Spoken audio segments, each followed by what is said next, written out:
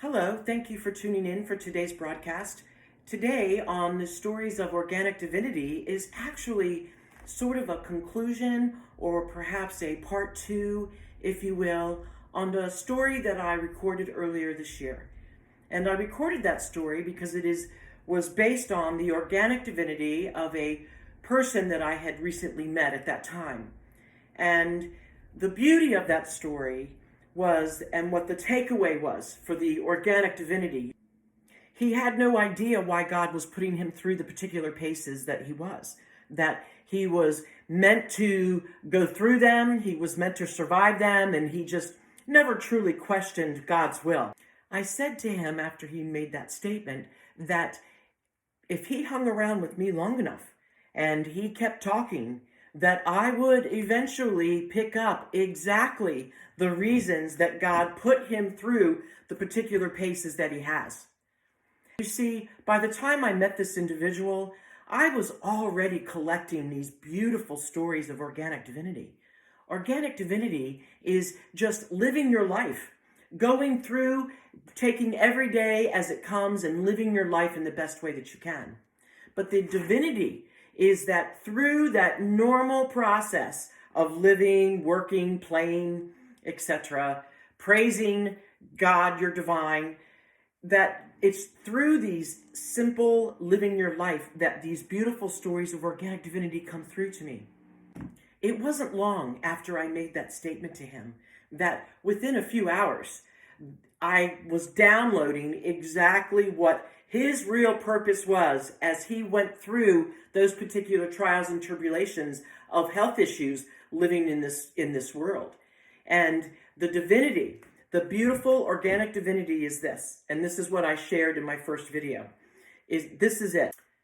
As that man went through the treatments, through the issues, through the whole landscape, if you will, of the health issues that he was working to overcome,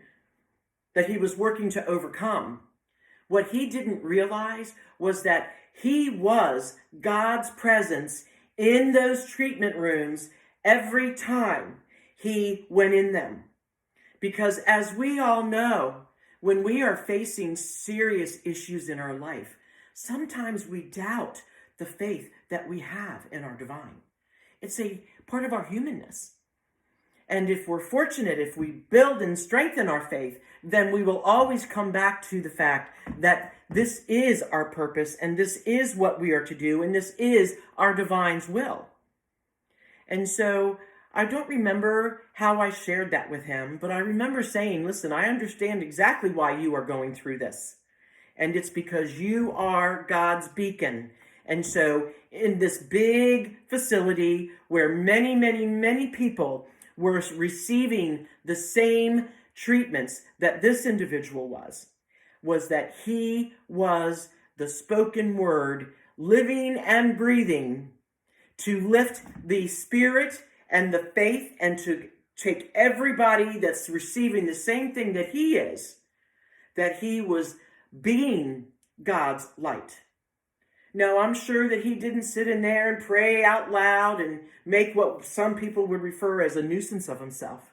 But it was his quiet, beautiful, and strong demeanor that he was okay. Whatever life was bringing him, whatever God's divine will was, he was okay with it. And I so applauded him for that.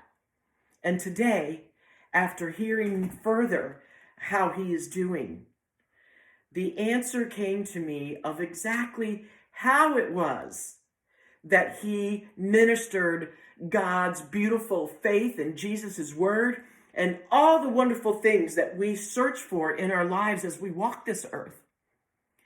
And the story that he shared with me today was that a number of years ago, an individual that he knew would make these crosses.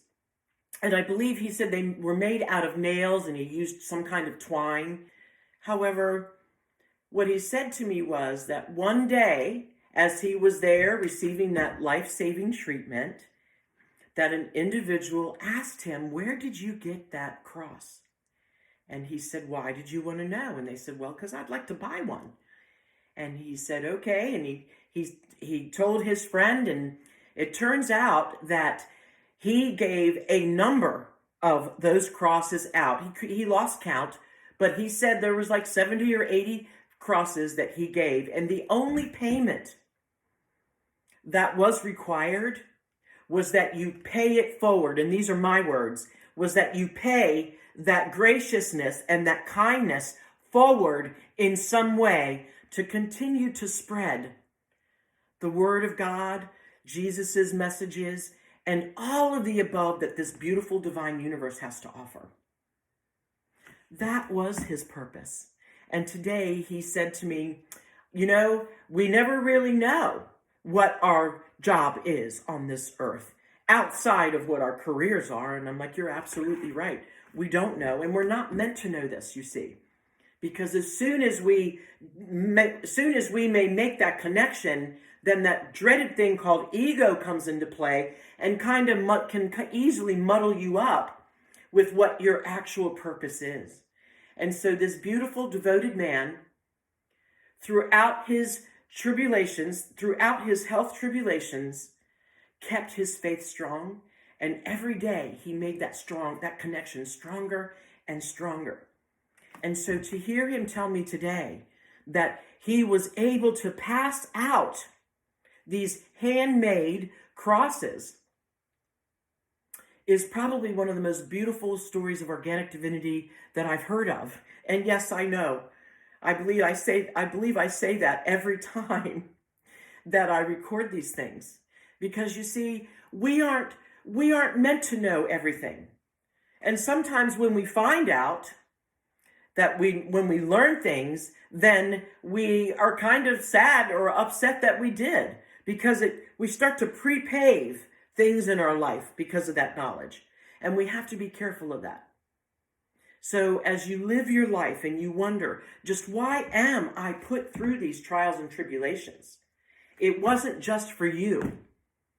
It was for the divine universe, and that you are the beacon. You are that hope. You are that individual that when you walk into these situations, whether you walk into work and things are really bad going on there right at that moment in time, when you walk into work, you are always that beautiful, strong beacon of light, of hope, of faith, and of compassion, because that is what the goal is, you see. So here's this beautiful individual now facing more serious trials and tribulations, and he is still as faithful and as beautifully, organically divine as anybody can be, because he knows and he's ready and willing to spread that word to anybody that is asking. Do you see what this organic divinity story is all about? That no matter where you are this beautiful beacon of light, of hope, and compassion for everybody that is surrounding you, whether you know them or not. And that's the beauty of this, you see, is that as he sat there and minded himself and kept to himself and didn't get involved in everybody else's lives, so to speak, it was his simple faith that was the beacon of light and was the beacon of hope and faith for everybody involved, you see. And so that was his purpose.